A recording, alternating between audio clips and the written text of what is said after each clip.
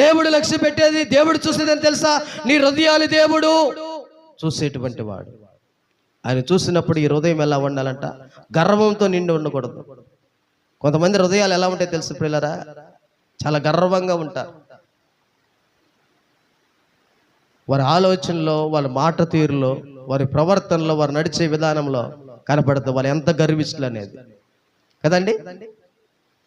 వారి మాట మాట్లాడే ఆ మాట తీరును బట్టి అర్థం చేసుకోవచ్చు వీరు ఎంత గర్విష్ఠులా, ఎంత గర్వం కలిగినటువంటి వారని. కొంతమంది బిగుసుకొని మాట్లాడుతుంటారు కదండి, అంటే గర్వముతో. కానీ దేవుని వాక్యం పడితే గర్వ హృదయులందరూ యెహోవాకు ఏయులు, నిశ్చయముగా వారు శిక్షనందుదురు.